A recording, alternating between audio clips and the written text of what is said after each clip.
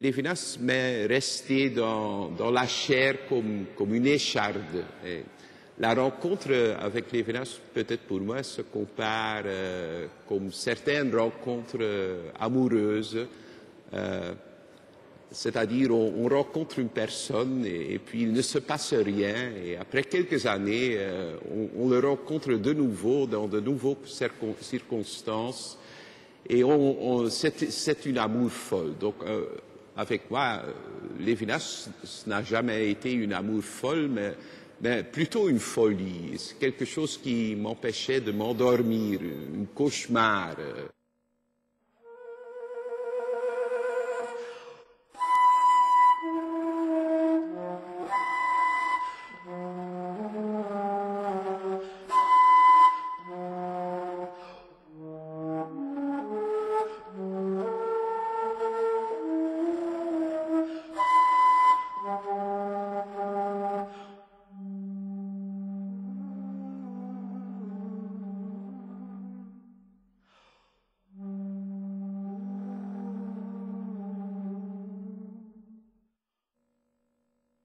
Lévinas nous enseigne qu'on ne pense bien en philosophie qu'à partir d'un certain extraordinaire. Et quoi de plus extraordinaire ou quoi de plus inouï que ce qu'il appelle éthique. Alors, une fois déterminé cette situation extraordinaire, l'éthique selon Lévinas, s'ensuivent évidemment de très nombreuses difficultés. C'est-à-dire qu'à partir de cet extraordinaire que la philosophie donne à penser, et à mes yeux, la philosophie c'est ça ne peut pas être, enfin ça dépend des tempéraments philosophiques de chacun, et je ne dis pas du tout que ma position soit incontestable, elle est parfaitement contestable. La philosophie c'est ça, déterminer quelque chose comme un point de vue extraordinaire, à partir de quoi? À partir desquels une extrémité, je pense qu'il y a un extrémisme éthique chez Lévinas, de façon tout à fait évidente, une extrémité, à partir de quoi toute une série de situations moyennes, de situations quotidiennes, inscrites dans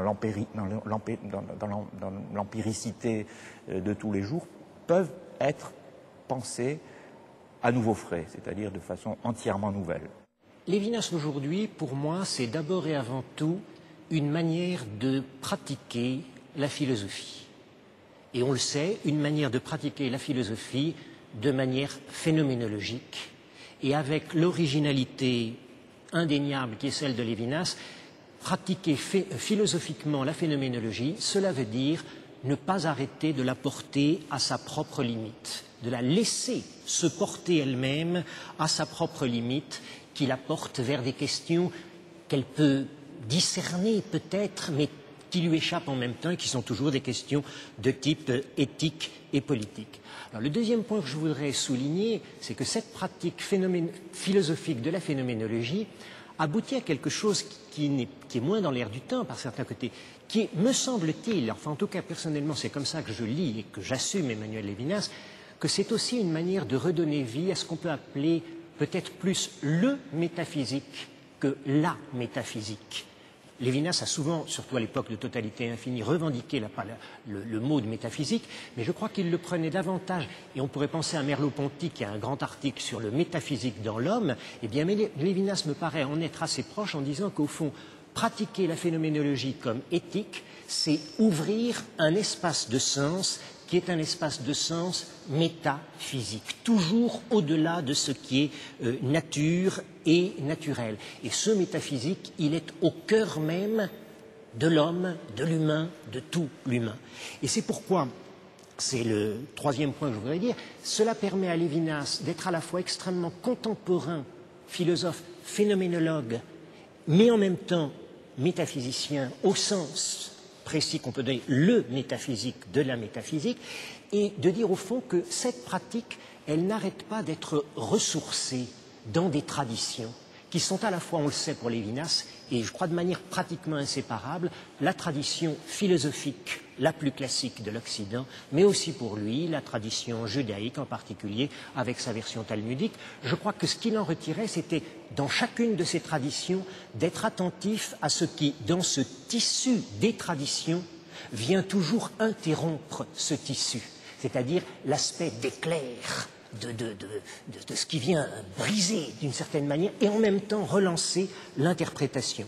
Ce qui m'a d'emblée séduit, retenu, mais et aussi inquiété, parce que le rapport qu'on a avec la pensée de Lévinas est, me semble-t-il, d'emblée un rapport toujours un peu inquiet, hein, c'est la radicalité, hein, l'exigence de radicalité et le caractère excessif, hein, de cette pensée, cette manière d'aller jusqu'au bout et au-delà de tout jusqu'au bout possible, la radicalité de la transcendance et qui s'offre d'emblée dans une certaine manière d'écrire la philosophie extrêmement violente,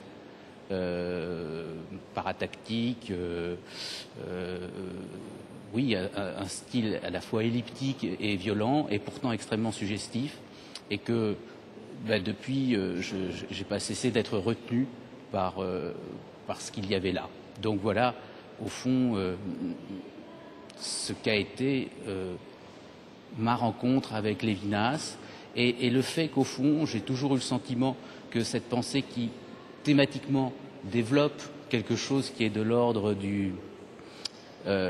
insiste beaucoup sur la relation d'enseignement, hein, ce que c'est qu'un maître, ce que c'est que recevoir la parole d'un maître, en même temps était une pensée qui justement, comment dire, était une pensée qui exigeait l'inquiétude jusque pour elle-même, c'est-à-dire qui nous inquiétait pour ce qu'elle était elle-même, et que du coup, ça n'a jamais été pour moi une pensée dans laquelle on pouvait s'installer confortablement et dans laquelle on aurait pu dire ce qu'il y avait à dire du réel. Mais que toujours elle nous enjoignait d'être perplexes pour elle-même. Et c'est ça qui m'a toujours retenu, et si je puis dire, en un sens, j'en suis toujours là.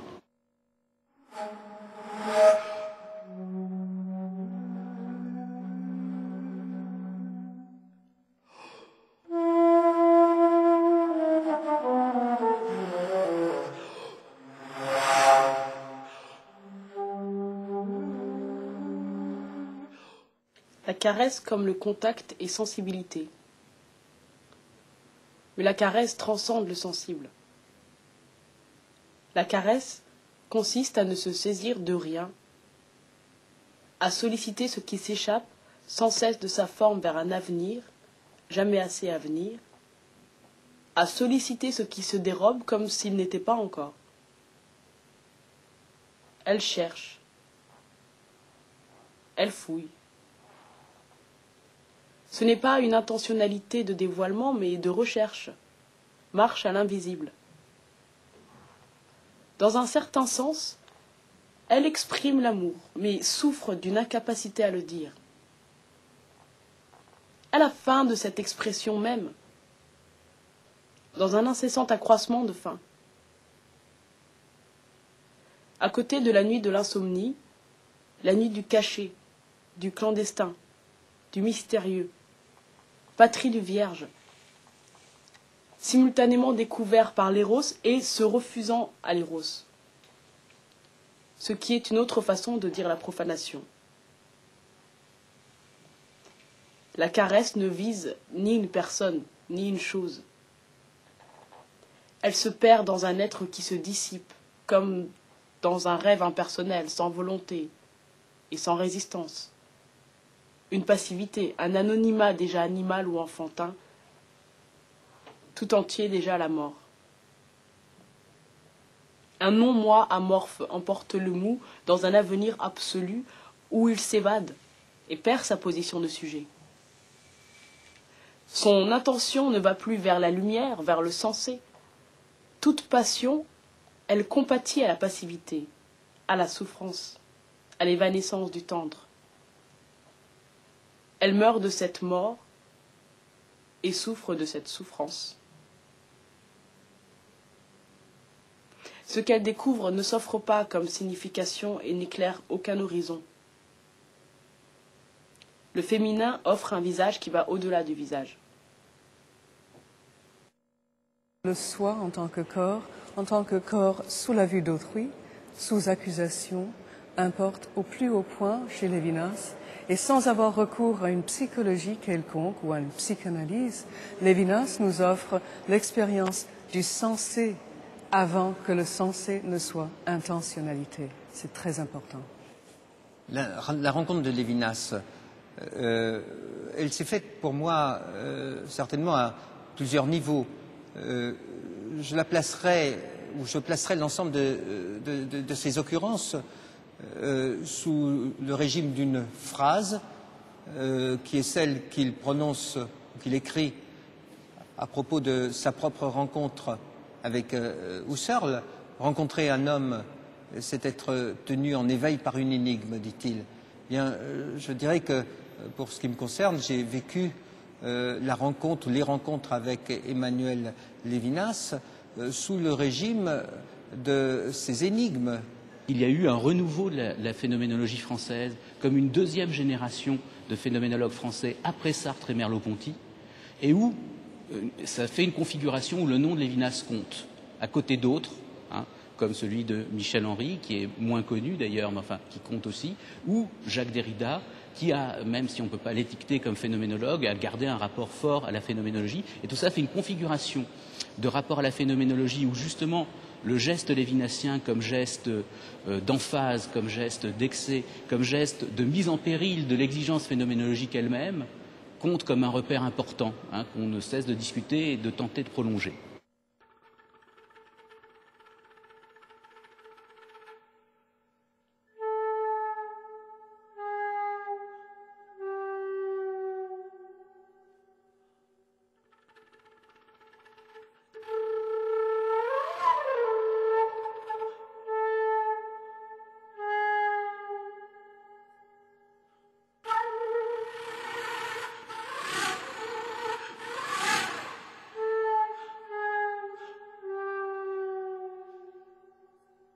En écoutant une mélodie, nous suivons également sa durée d'une façon intégrale.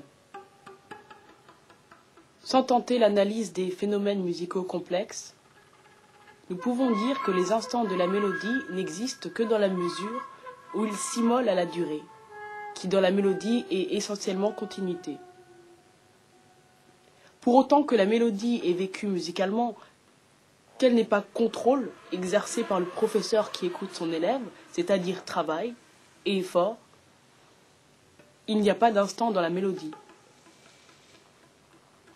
On ne saurait contester qu'on puisse fractionner la durée musicale en éléments et qu'on puisse compter ces éléments.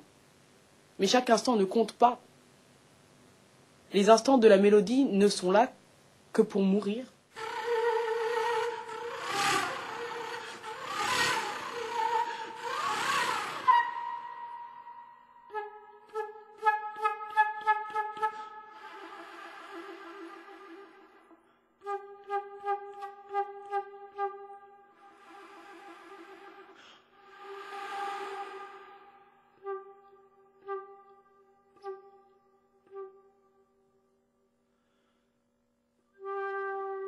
La fausse note est un son qui se refuse à la mort.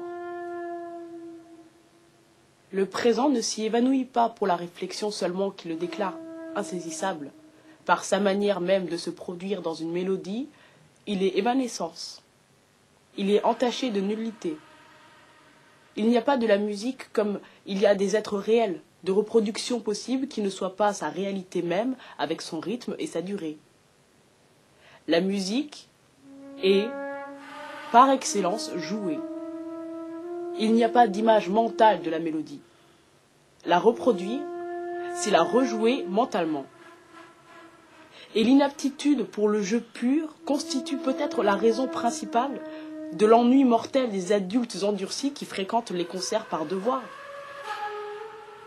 C'est cette durée où l'instant ne se possède pas, ne s'arrête pas, n'est pas présent qui rapproche la musique du jeu.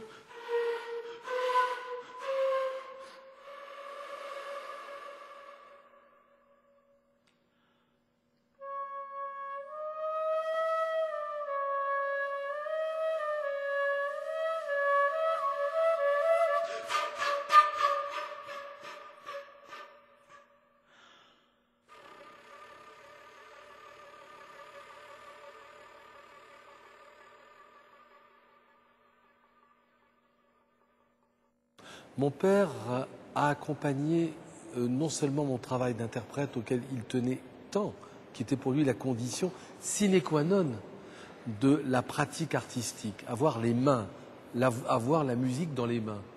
Il accompagnait le travail d'écriture, le travail de composition, et ce qui me fait toujours aujourd'hui une sorte d'émerveillement, c'est de retrouver dans ses écrits ce qu'il m'a laissé découvrir et ce dont il a parlé avec moi au cœur même de mon écriture.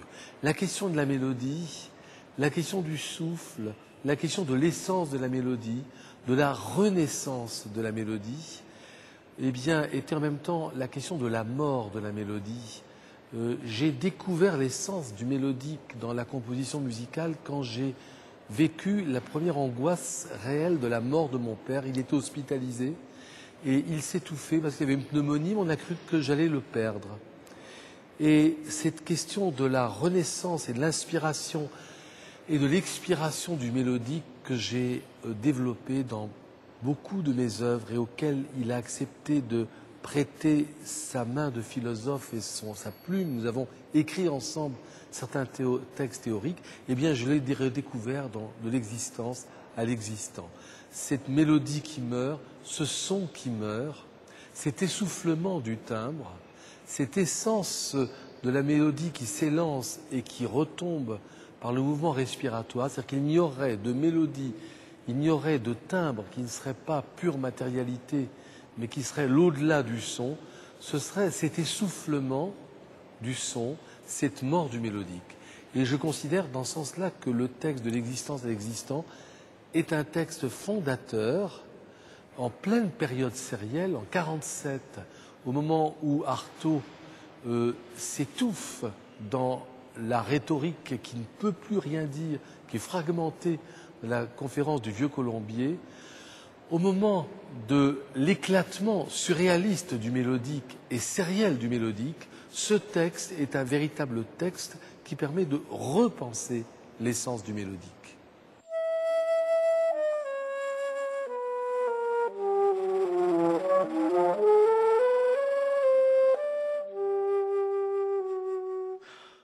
Dans ce temps de soudaineté, il y a une patience qui est longueur du temps, et une attente de cette patience où son intention d'attente est refoulée. Car l'attente vise, tandis que la patience attend sans attendre, tandis qu'elle est attente sans attendu, sans intention d'attente. La patience avale sa propre intention. Le temps se réfère en se déférant. Le temps se défère, se transcende à l'infini.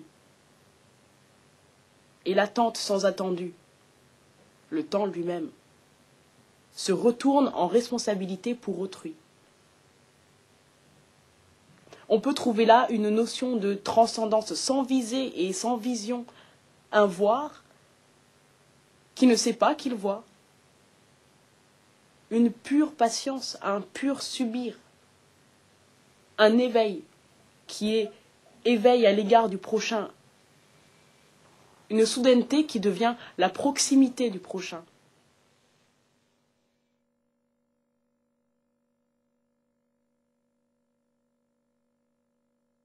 Si le temps, c'est cette impossibilité de conjuguer le même et l'autre, la pensée de l'altérité elle-même se présente et s'expose comme une pensée de l'endurance du temps.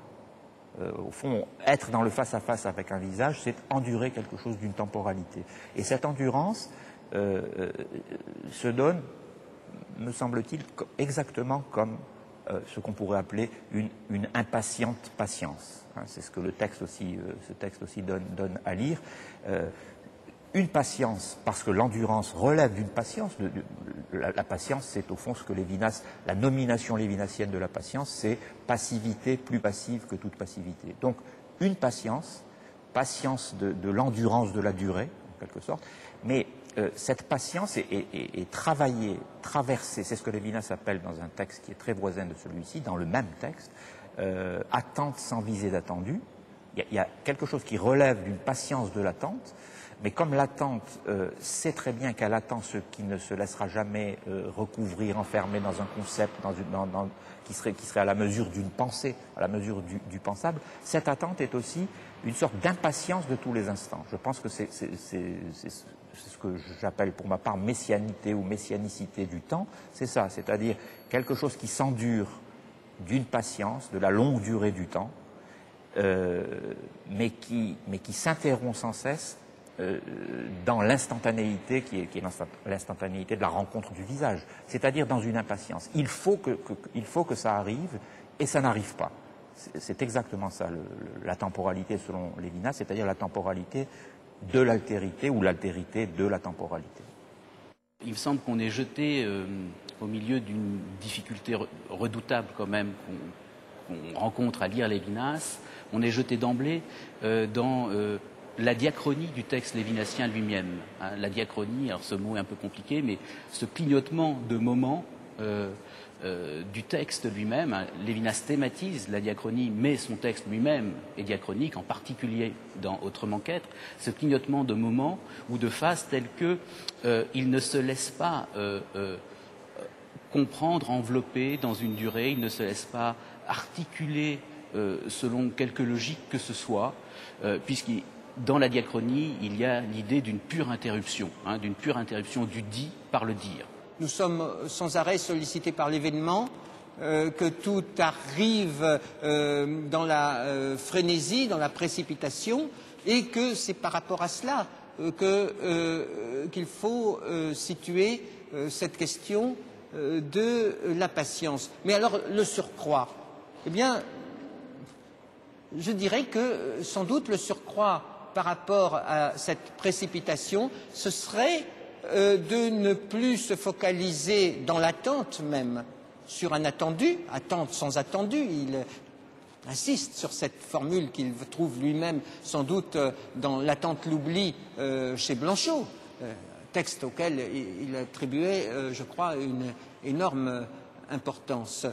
Ne pas se focaliser donc sur l'attendu, attente sans attendu. Mais la focalisation, je vais le dire d'une autre manière, la focalisation avec l'attendu, la coïncidence avec l'événement que Lévinas cherche à interroger, est-ce que ce n'est pas, pour évoquer un vieux texte de Chamisso, est-ce que ce n'est pas la coïncidence avec l'ombre, hein, Peter Schlemihl, l'homme qui a perdu son ombre, est-ce que ce n'est pas la coïncidence avec son ombre, la coïncidence du sujet et sa projection dans le monde, c'est-à-dire son ombre? Eh bien, je le dirais un peu légèrement maintenant, cette situation de l'homme en décalage avec son ombre. Le soi et le corps, au fait, c'est l'expérience directe de la sensibilité, de la corporéité. Cela est très important car le laps qui intervient entre l'expérience du corps devant autrui ou juste de soi-même et le moi intentionnel, ce moi qui envisage des projets, qui entretient des plans divers, des idées qui se représentent. Cette différence permet l'entrée d'une temporalité autre. Ce temps équivaut à un laps où justement le fait d'être affecté par un autre, par la présence d'autrui, qui est une affectation ou bien un moment traumatique de sensibilité corporelle, ce concret dont on a parlé tout à l'heure vis-à-vis du visage qui pointait dans totalité infinie. Alors ce moment concret, justement, permet d'envisager un temps autre que le temps linéaire, divisé en unités mensurables, etc.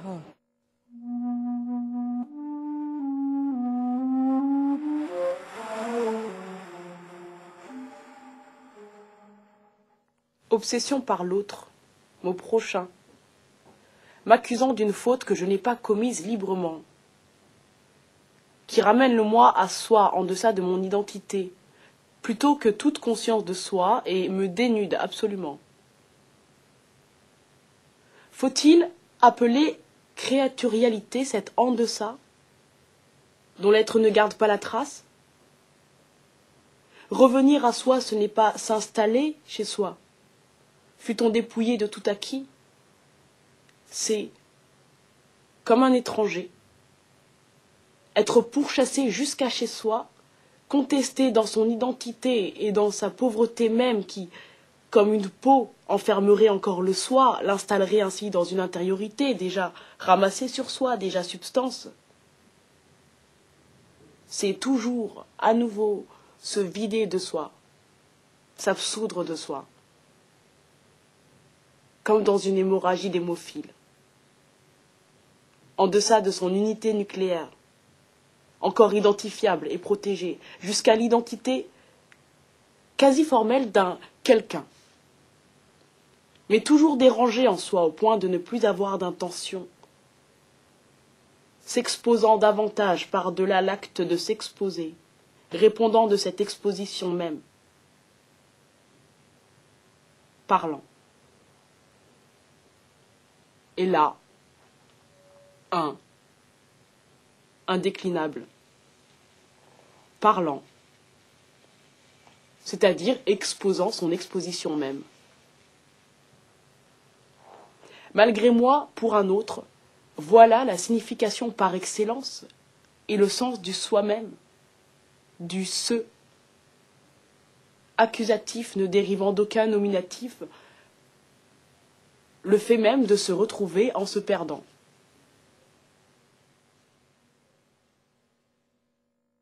Il y a le malgré moi pour un autre. Le malgré moi, c'est-à-dire, d'une part, dans l'ordre ontologique, je ne peux pas ne pas conjuguer le verbe être en première personne. Je suis attaché à l'être. Je suis dans un égocentrisme involontaire, donc pas de l'ordre moral. Et le fait étrange est que l'appel de l'autre, c'est un appel que je ne peux pas ne pas entendre. Il y a là, et il y a aussi une réponse à cet appel que je ne peux pas ne pas donner. C'est une réponse d'ordre affectif, c'est une honte que je ressens devant l'autre. C'est une subjectivité à l'accusatif, et un accusatif qui ne dérive d'aucun nominatif. Et donc cet accusatif se dit dans le malgré moi. Alors c'est bien en rapport subjectivité avec altérité, parce que pourquoi la subjectivité est-elle malgré elle, si ce n'est parce qu'elle trouve à la fois devant elle et en elle une altérité qu'elle ne peut pas maîtriser, une altérité qui vient du dedans. Alors, j'aime bien pour ma part évoquer cela dans Autrement qu'être en disant que l'altérité qui était devant la subjectivité dans totalité et infinie, elle passe à l'intime. Elle est à l'intime, et on pourrait en jouer en français en disant qu'elle est à la fois dans l'intimité et elle est en intimation. Elle est dans l'intime ce qui ordonne l'intimité. Et donc, on est évidemment, avec tous ces thèmes, dans le fait que autrui, la proximité, eh bien, je ne domine pas cela. Cela précède toute position, toute auto-position de la liberté. C'est de l'ordre de l'urgence, du retard. Je suis toujours en retard à l'heure du rendez-vous. Et c'est même de l'ordre, pour Lévinas, de l'ordre d'une élection qui me tombe dessus sans que je l'ai jamais choisi. Le nœud qui me noue à autrui n'est pas neutral. C'est autrui qui a précédence sur moi. De là suivent beaucoup des propositions de Lévinas, par exemple, que l'altérité d'autrui n'est pas une altérité relative. Autrui n'est pas porteur des qualités qui le font ou qui la font différent de moi, ce qui serait relatif. C'est une altérité absolue. Donc, il n'y a aucun lien explicable par le contexte entre moi et autrui, et néanmoins, il se passe quelque chose entre nous. Il se passe ce que j'ai appelé la scène primitive de l'éthique. Il y aurait éventuellement une manière de comprendre cela qui me mettrait à distance de Lévinas. Et je crois qu'il est dangereux de parler de cette subjectivité en disant que c'est le fait même de se retrouver en se perdant. Quel est le danger que j'y discerne? J'y discerne le danger de mal interpréter le se retrouver. parce qu'on pourrait y trouver une pensée dialectique. On ne se perd que pour mieux se retrouver. On serait d'une certaine manière à l'intérieur d'une interprétation hegélienne et d'interprétation hegélienne du christianisme et de la rédemption. On sait que ce n'est pas du tout le cas d'Emmanuel Lévinas, qui lui, au contraire, c'est une kénose sans retour. C'est un être vidé de soi sans retour. Alors peut-être faut-il à ce moment-là préciser qu'il faut probablement interpréter le se retrouver non pas comme un retour à soi, puisque le soi n'a jamais été au nominatif, mais plutôt comme le fait de toujours à nouveau avoir à se trouver en se perdant. Alors à ce moment-là, c'est d'ailleurs assez vertigineux, le soi ne peut se trouver et toujours à nouveau qu'en se perdant totalement.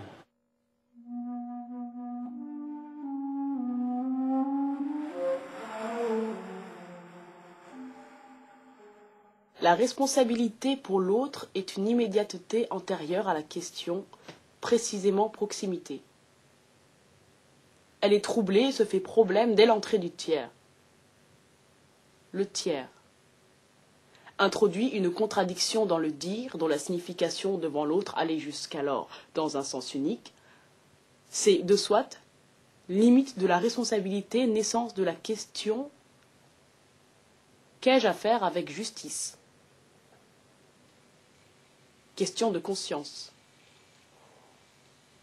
Il faut la justice, c'est-à-dire la comparaison, la coexistence, la contemporanéité, le rassemblement, l'ordre, la thématisation, la visibilité des visages et par là l'intentionnalité et l'intellect. Et en l'intentionnalité et l'intellect, l'intelligibilité du système.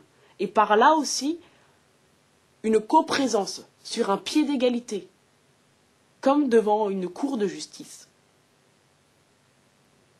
L'essence comme synchronie, ensemble, dans un lieu. Il est question de justice dans cette citation magnifique d'ailleurs du texte de Lévinas. Et cette justice, elle est basée sur l'égalité. C'est le second Lévinas qui traite de cette thématique, de l'égalité comme devant une cour de justice. Et précisément, Lévinas nous cite dans une de ses réflexions talmudiques, il nous cite le Sanhédrin. Dans le Sanhédrin, il nous dit comment le Sanhédrin était assis. Comment était-il assis? C'est que les visages de chacun voyaient les visages de l'autre. Il n'y avait pas de possibilité de ne pas voir le visage. Et c'est cela la coexistence, c'est cela la contemporanéité, le rassemblement, l'ordre. C'est que chaque visage fixe l'autre visage. Et c'est ainsi que la justice peut être une justice juste. Le dire enjoint par le visage d'autrui, enjoint au travers du visage d'autrui par l'infini, dit Lévinas, eh bien, justement, est une exigence incommensurable. Hein. Et justement, ce que nous dit Lévinas, c'est que la convocation par le visage ne se laisse mesurer d'aucune manière, que je dois répondre à son appel d'une manière absolument radicale, que je ne peux pas mesurer ma réponse à l'appel du visage.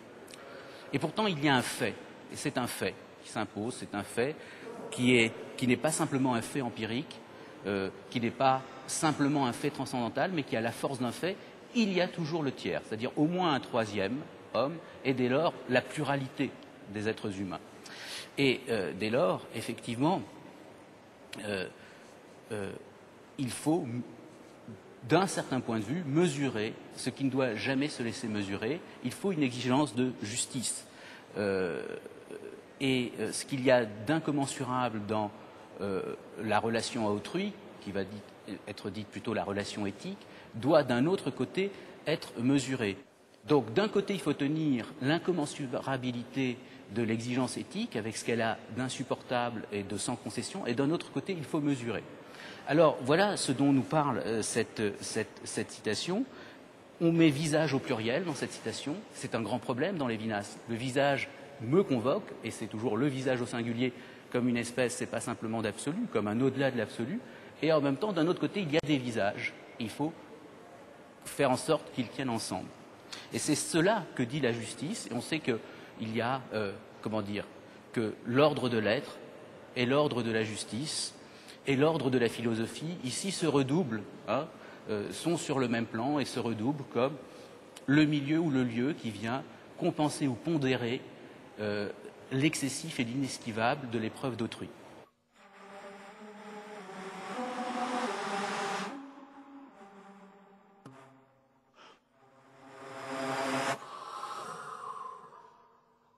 Le meurtre exerce un pouvoir sur ceux qui échappent au pouvoir. Encore pouvoir, car le visage s'exprime dans le sensible, mais déjà impuissance parce que le visage déchire le sensible. L'altérité qui s'exprime dans le visage fournit l'unique matière possible à la négation totale. Je ne peux vouloir tuer que celui qui dépasse infiniment mes pouvoirs, et qui par là ne s'y oppose pas, mais paralyse le pouvoir même de pouvoir. Autrui est le seul être que je peux vouloir tuer. Dans la contexture du monde, il n'est quasi rien.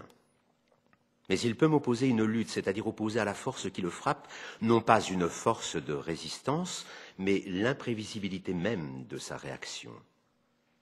Il m'oppose ainsi non pas une force plus grande, une énergie évaluable et se présentant par conséquent comme si elle faisait partie d'un tout, mais la transcendance même de son être par rapport à ce tout. Non pas un superlatif quelconque, mais précisément l'infini de sa transcendance. Cet infini, plus fort que le meurtre, nous résiste déjà dans son visage, est son visage, est l'expression originelle, est le premier mot. Tu ne commettras pas de meurtre. L'infini paralyse le pouvoir par sa résistance infinie au meurtre, qui, dur et insurmontable, luit dans le visage d'autrui, dans la nudité totale de ses yeux, sans défense, dans la nudité de l'ouverture absolue du transcendant. Il y a là une relation non pas avec une résistance très grande, mais avec quelque chose d'absolument autre. La résistance de ce qui n'a pas de résistance, la résistance éthique. Lévinas me paraît avoir été un penseur d'une très grande lucidité du politique, c'est-à-dire que, on pourrait dire la chose de cette façon, face à la politique et face aux politiques, Lévinas en propose une pensée entièrement dégrisée, c'est-à-dire au fond défascinée par rapport au prestige du tout politique des années 60 et 70, et en même temps ce dégrisement face à la politique, face aux politiques, ne s'accompagne jamais chez lui. Je pense que c'est ce qui fait sa force sur ce point, jamais d'une dépolitisation du pensée ou d'une remise à plus tard de l'urgence des questions politiques. Cette urgence, il l'assume, il la reçoit pleinement, et en même temps, il nous propose une pensée qu'on pourrait dire faible, ou comme on parle d'épistémologie faible, ou une pensée fragile du politique. Peut-être, on pourrait dire que Lévinas, qu'il y a chez Lévinas quelque chose comme une extrême radicalité de la fragilité. Voilà, c'est ça. Et le passage, au fond, de mon marxisme à la lecture de Lévinas, c'est ça. C'est-à-dire le passage d'une reconnaissance après coup de l'extrême fragilité d'un certain nombre de pensées pseudo-radicales face à cet homme, à ce penseur, à ce philosophe qui s'inscrit, lui, dans une radicalité pensée jusqu'au bout de la fragilité, de la précarité, de la faiblesse. On se souvient de l'article « Politique après », faisant écho d'ailleurs à une phrase plus sinistre de Maurras, « politique d'abord ». Eh bien, ce politique après, c'est, je crois qu'il faut l'entendre comme aussi la démesure de l'infini qu'il y a une résonance politique. Alors, illustrons-le d'une référence. Cette référence, je crois qu'aujourd'hui, et elle pèse lourdement sur l'actualité politique de toutes les manières possibles, elle prend l'expression du crime contre l'humanité. Et quand je dis du crime contre l'humanité, il y a ce que nous mettons sous ce terme, mais il y a aussi la formulation juridique correspondant à cette expression. Et là où je trouve personnellement l'impact de la pensée de Lévinas quant à cette formulation juridique, c'est que le crime contre l'humanité est imprescriptible. Imprescriptible, ça veut dire sans condition de temps et sans condition de lieu, sans limite, c'est-à-dire qu'il est déjà pris dans la perspective complètement improbable qui en fait une notion, en fin de compte, non juridique, de l'infini, sans limite de l'infini. L'expérience que je vis avec l'œuvre d'Emmanuel Lévinas, c'est un peu celle qu'il m'a enseigné en lisant Le nez de Gogol, c'est-à-dire le moment où le nez échappe à son visage, devient un capitaine et mène sa propre vie. Effectivement, quand une œuvre est vraiment une œuvre, c'est-à-dire elle est comme le nez de Gogol. Elle s'échappe, elle vit toute seule. Et je vois ça sur le plan international. Je vois aussi que le nez a échappé à mon père lui-même. Il y a des dimensions de cette œuvre qui aujourd'hui ont un sens et auxquelles je crois il a donné une importance moins grande. Je pense à la dimension politique de l'œuvre d'Emmanuel Lévinas, à cette relation entre le théologique et le politique, l'importance que cela peut avoir dans une époque qui est celle qu'il appelait la désorientation, c'est-à-dire celle de la fin des grands espoirs du XXe siècle, des grands espoirs laïques, des grands espoirs progressistes.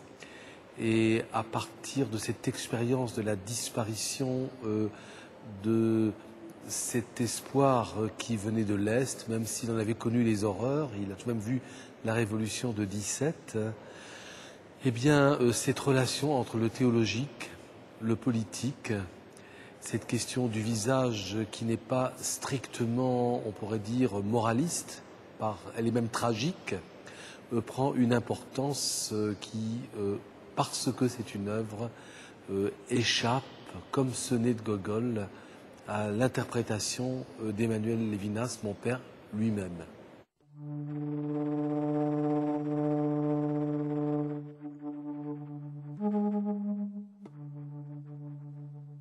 Il y a plus d'un quart de siècle, notre vie s'interrompit et sans doute l'histoire elle-même. Aucune mesure ne venait plus contenir les choses démesurées. Quand on a cette tumeur dans la mémoire, 20 ans ne peuvent rien y changer. Sans doute, la mort va annuler bientôt l'injustifié privilège d'avoir survécu à 6 millions de morts. Rien n'a pu combler, ni même recouvrir le gouffre béant. Faut-il s'obstiner à faire entrer dans ce vertige une humanité dont la mémoire n'est pas malade de ses propres souvenirs? Et nos enfants qui naquirent au lendemain de la libération et qui appartiennent déjà à cette humanité, pourront-ils d'ailleurs comprendre cette sensation de chaos et de vide?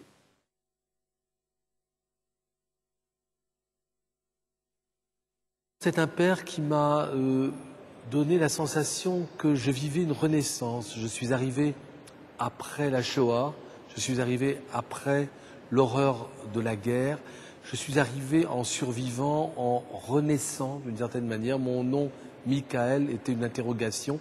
Qui est comme Dieu?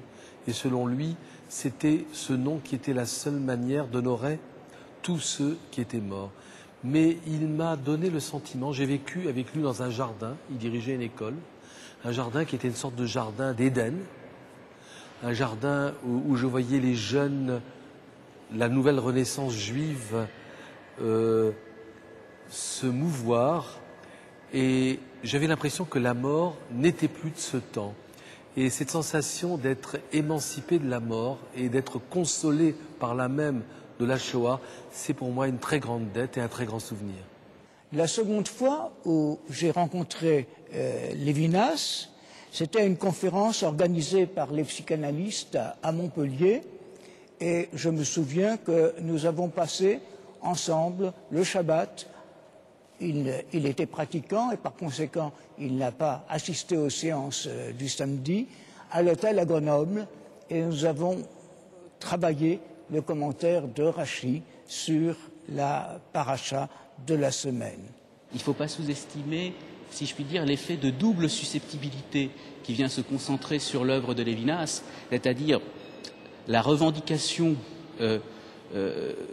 du moment ou du massif juif dans l'œuvre de Lévinas et la revendication de lire Lévinas comme un philosophe de part en part, intégralement philosophe, dont la pensée s'inscrit dans les grands débats de la philosophie occidentale, quitte à ce que ce soit dans la volonté de les bouleverser, de les excéder, etc.